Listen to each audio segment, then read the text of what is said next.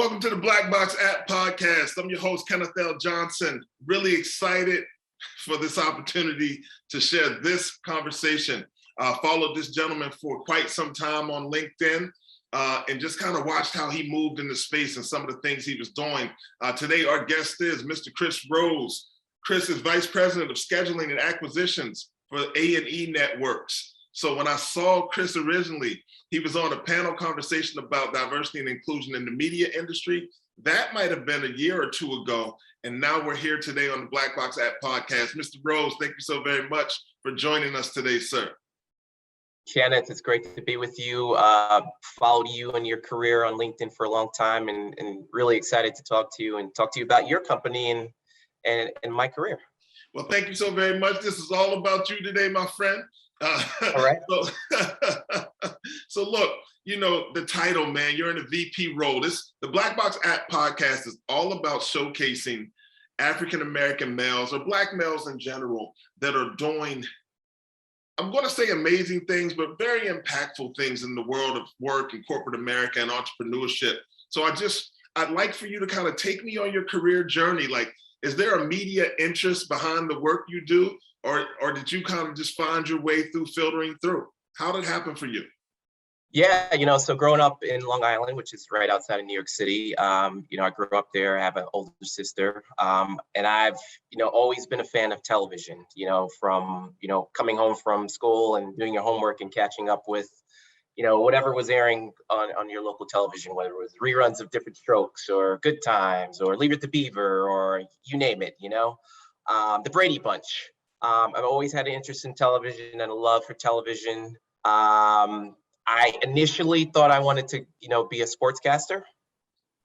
So actually, when I was in high school, I wrote a letter to Marv Albert, who was then, the big dog at NBC Sports. And I wrote a letter to him expressing my interest and asking for ways I can get into the business.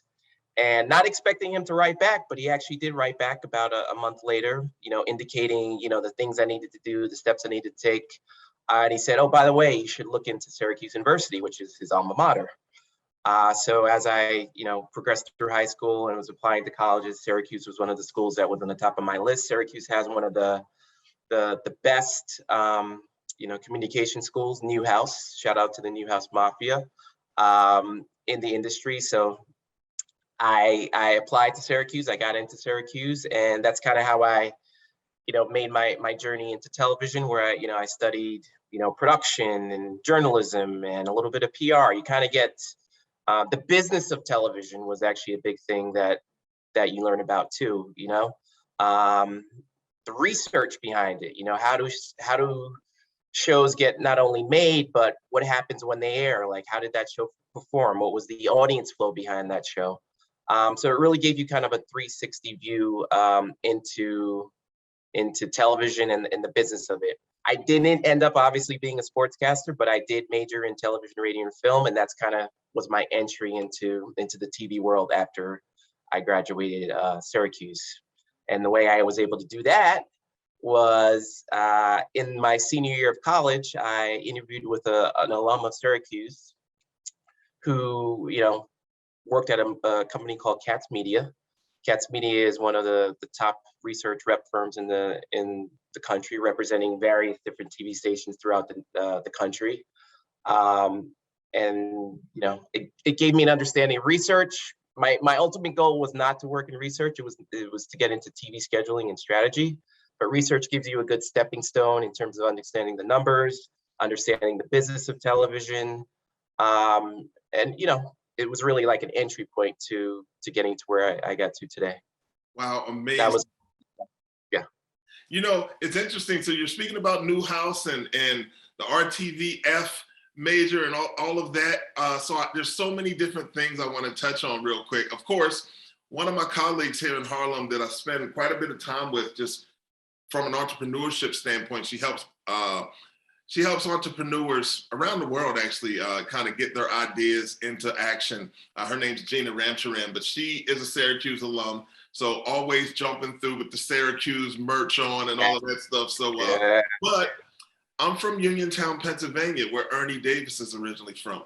So there's a Syracuse following that it's an unspoken Syracuse support in that neighborhood. Now, we're in the middle of University of Pittsburgh, Big East country, so we're Pitt fans over here, and I'm a Pitt alum, but I do have a great deal of respect for Syracuse. So listen, the story, you write Marv Albert writes back a month later, but look, this is the world we're living in.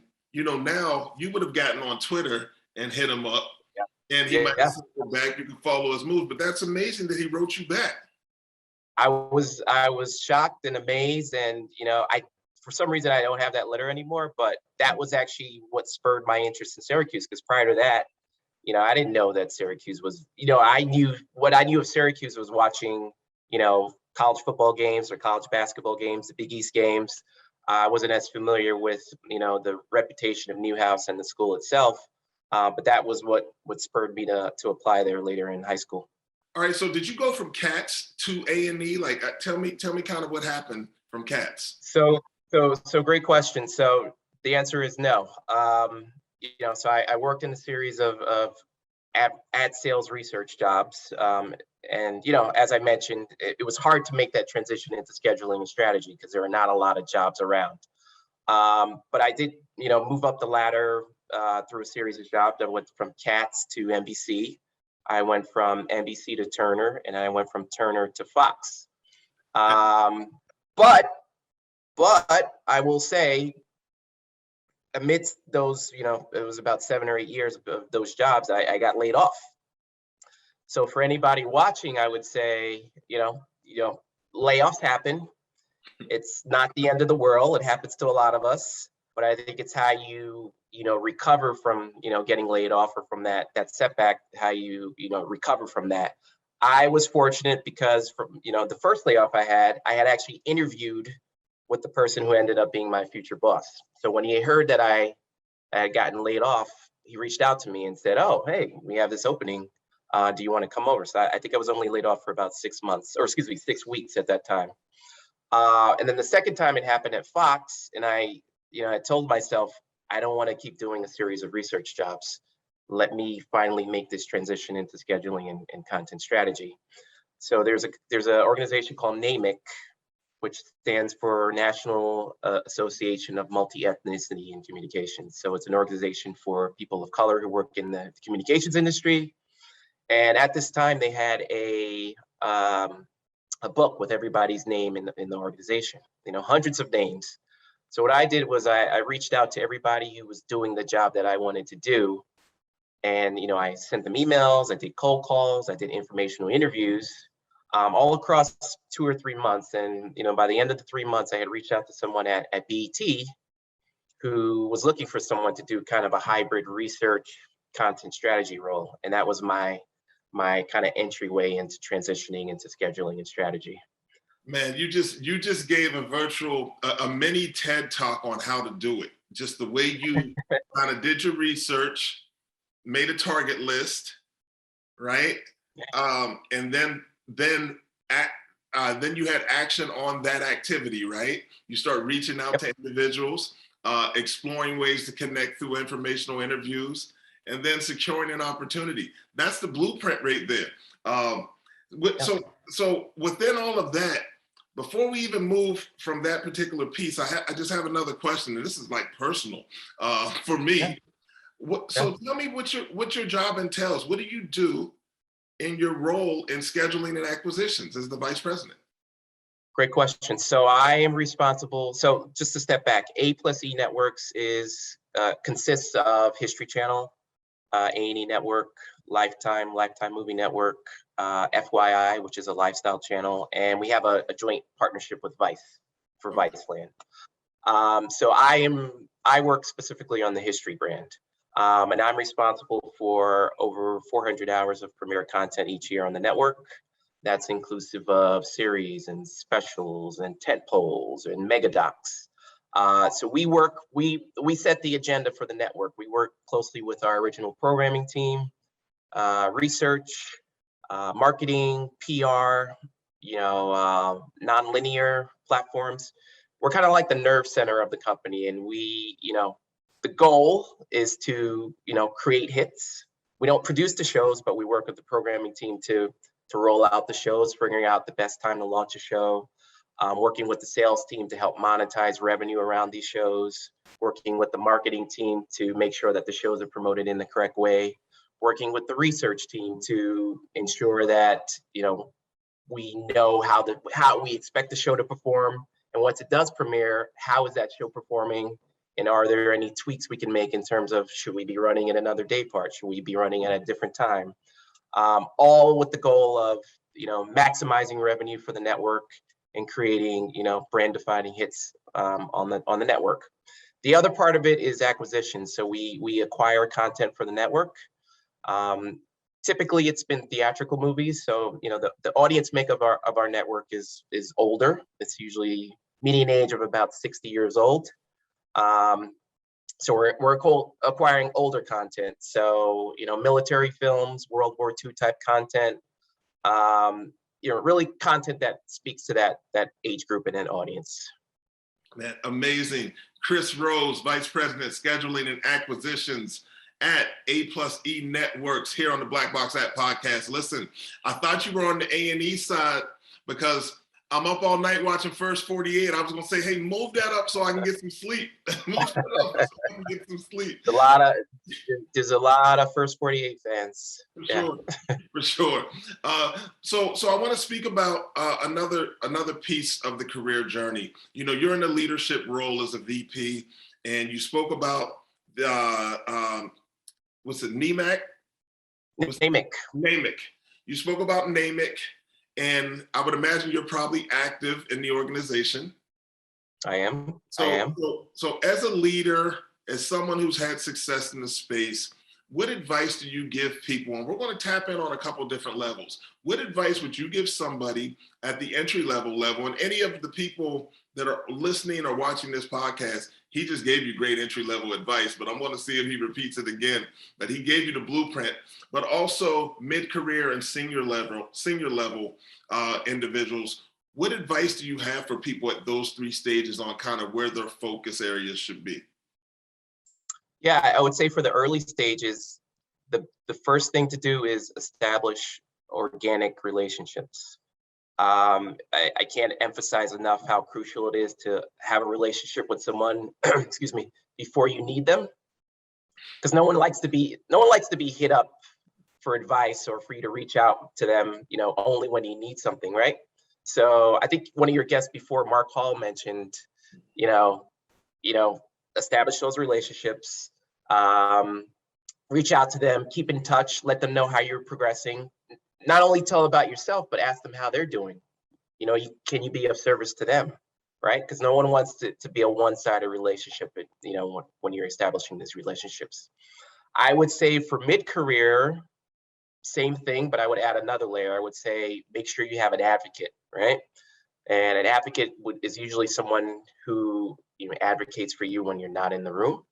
So if it's time for them to make a decision about should Chris get hired or get promoted, make sure you have someone in the room who's advocating for you, can advocate for how well of a job you're doing, because you need those people. And sometimes they may be people that you don't expect it to be, right? You may have that knight in shining armor that you don't know exists, and sometimes it may be the people that you think are going to help you who don't help you. So definitely make sure you have an advocate or two. And I would say the final thing is, as you progress in your career, don't forget to keep learning, because I think sometimes we tend to get, complacent.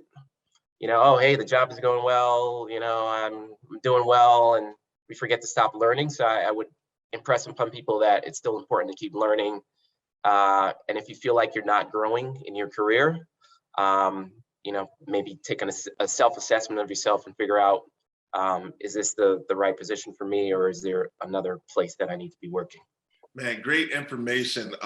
You're speaking about it as it's supposed to run. Listen, where do you add value as an entry-level employee? Like, find spaces where you can add value. And that in turn probably is going to produce some advocates and sponsors of your work, people speaking to the work you're doing. And then when you take that to the next level, just continue to be a continuous learner and seek professional development at all levels. So I love the answer. I think it's great information for people at all stages and levels in their careers. And as we speak about kind of careers and you look at resources and tools, are there any resources that you're using to use continuous learning as a ramp up for you, even at this stage in your career? Yeah, well, you mentioned NAMIC. I've done a couple of different programs through NAMIC. They have a mid-career. When it was earlier in my career, they had a leadership seminar, which was for like early career professionals. And it's like a 2 or 3 day program where you meet with other people from other companies and other media companies and learn about leadership skills and different tools to help you progress in your career. And then they have a what's called an ELDP, Executive Leadership Development Program, which is in partnership with the University of Virginia, which is 3 one-week sessions over the course of, I think, like a 9-month period where you're doing business cases at University of Virginia, Darden School of Business. You're meeting with other top leaders in the industry and studying business cases and also learning about professional development. And then more recently, I had the opportunity to do some classes through Harvard Business School online, which was very tough, but very helpful and fruitful as well. So yeah, I would just encourage people to continue learning. There are tons of resources out there. I have the benefit of being able to work from home. So, and I think like many of us have the benefit of doing so. I think resources are out there and helpful. And, obviously blkbox, there's tons of stuff through the app. A lot of career resources, resume writing tips, cover letter writing tips. So I commend you as well, Kenneth, for having those resources out there for people who look like me and others. Thank you so very much. I really sincerely appreciate that. And I think a big resource in the blkbox catalog will be these interviews, right? Where people can tap in to Chris Rose, to Mark Hall, as you mentioned, and just kind of get some insight on their thought process and the advice that they're giving to individuals at all career levels. And maybe not write that letter like the Marv Albert letter, but definitely maybe touch base on LinkedIn with Chris Rose and say, hey, I'm striving to do this in the media industry. Do you have any advice for someone? This is what this is all about, supporting one another and kind of uplifting and also showcasing talented individuals like yourself. Once again, we're with Chris Rose, Vice President, Scheduling Acquisitions at A+E Networks. And I'm just excited to have you here today. I want to speak about this. So you were right, like there are resources out here. And now that we're working remotely, a lot of us, it allows us maybe to tap into, instead of that commute time being all about music, the commute time, the commute time can be about professional development at some level. So outside of that particular piece, how do you manage, and this is just listening to you speak, you seem to be a master networker. So how do you manage networking remotely now? Like, has that changed your process in any way? Yeah, I don't know if I'm a master networker, but I will say that, of all the positions that I've been able to get in my career, I would say 90% of them have come through networking with someone, whether that's having a previous relationship with someone who's in that company that I'm applying for, someone being able to pass my resume along. So I think it's very rare that you're able to get a job by submitting your resume online. It goes back to having that advocate within the company who could speak or help, get your resume to the top of the food chain, right? Because companies get thousands of resumes for one position, and how does yours stick out? So it's always going to be helpful if someone who already works at that company can kind of help, advocate for you. But in terms of networking, I would say that, I think the benefit of us all being able to, well, not all, but a lot of us being able to work from home is that everything is equal, right? When we're on the screen together, you're no bigger than I am. I'm no bigger than you are. We're all the same, right? And I would just approach it like just a regular conversation. So if you want to reach out to someone who's doing something that you're excited about, or is in a field that you think is, you want to get into, I don't think it hurts to just say, hey, can I reach out to you and have 15 minutes of your time, right? And I think if you say an hour of your time, you're gonna be like, whoa, that's too much. But if you say 15 or 20, like, okay, I can give 15 or 20 minutes, right? And then as you get into the conversation, it might progress past that, right? But if someone feels like you're kind of taking too much of their time, I think they might be a little less likely to want to do that. But most people like to talk about themselves. I've found, and I think a lot of people are giving of themselves and want to help and give back. So, and I've been fortunate to have a lot of people who've helped me advance in my career, or even just give their time to talk to me. Wow. Just speaking about kind of the process to reaching out, and with platforms like LinkedIn and things of that nature, it's kind of seamless to do that. And it's interesting, we do career workshops definitely around the Eastern Seaboard, right? We've been to a lot of colleges and universities, and I meet individuals and students and professionals, and they say, listen, Ken, I'm not comfortable reaching out because I don't want to bother people. How about if they don't want to speak to me? And I tell them rejection is part of the process, right? But you're not asking for much. And usually people are on those platforms because they understand that that's the give and take, right?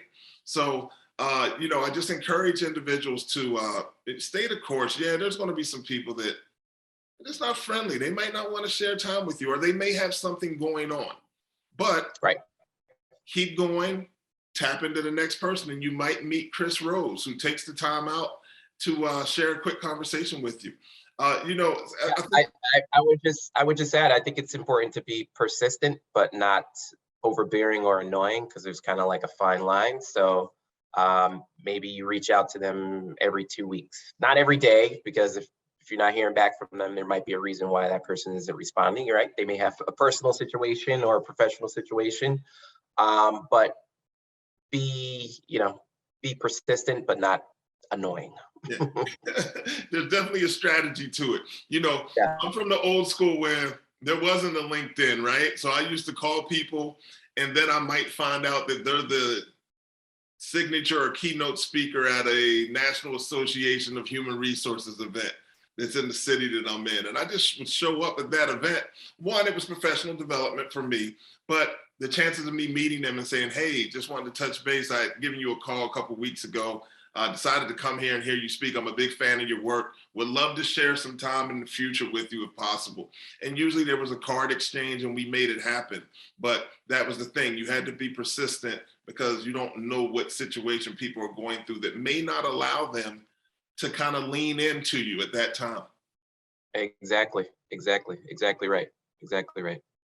Well, listen, man, I'm so excited to have you, participate today. I'm not going to take up any more of your time. Listen, Chris Rose, Vice President, Scheduling and Acquisitions at the A+E Network on the Black Box App Podcast.